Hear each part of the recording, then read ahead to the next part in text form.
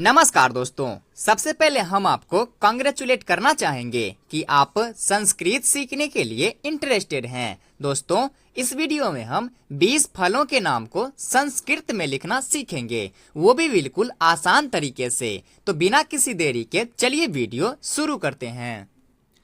फलों के नाम संस्कृत में। दोस्तों, फल को हम संस्कृत में फलम कहते हैं। फलम। फलों के नाम संस्कृत में, इस पूरे का संस्कृत हो जाएगा फलों के नाम, या फलों बहुवचन में है, इसलिए फलानी नाम का नामानी संस्कृत में कारक चिन्ह सप्तमी में आता है, इसलिए संस्कृत का सप्तमी कर देंगे संस्कृते।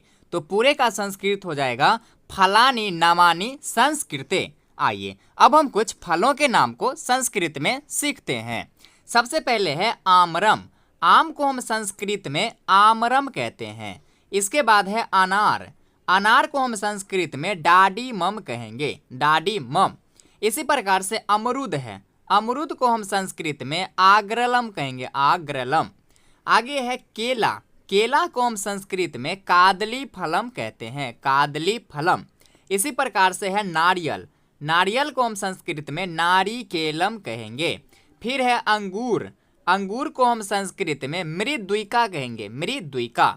इसी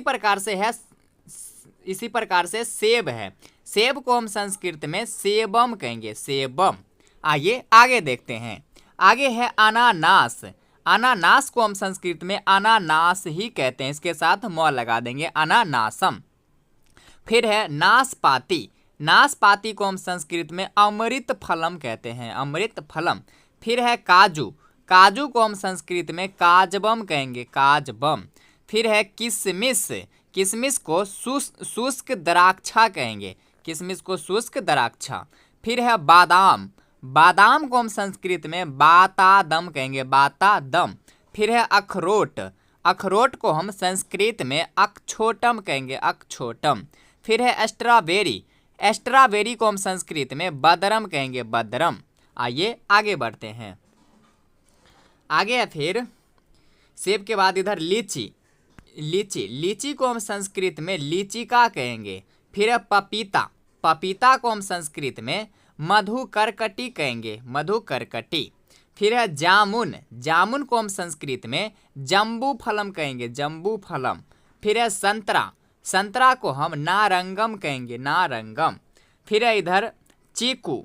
चीकू को हम संस्कृत में बीकुतम कहेंगे, बीकुतम। फिर है मौसमी। मौसमी फल, इसे हम संस्कृत में मतुलुंगम कहेंगे, मतुलुंगम। फिर है नींबू। नींबू को हम जम्बीरम कहेंगे। आगे है शरीफा। शरीफा को हम संस्कृत में सीताफल कहते हैं, सीताफलम। तो दोस्तों, ये था हमारा संस्कृत में कुछ फलों के नाम। बाकी ये वीडियो आपको कैसी लगी अपनी राय जरूर कमेंट करें, और यदि वीडियो अच्छी लगी हो और आप इसी तरह से फलों के नाम, सब्जियों के नाम, मसालों के नाम, इसी प्रकार से आप और सारे संस्कृत से संबंधित बहुत सारी चीज़ें सीखना चाहते हैं, 9th 10th 11th 12th के सिलेबस से कुछ सीखना चाहते हैं, तो आप हमारे चैनल को सब्सक्राइब जरूर कर लें। धन्यवाद।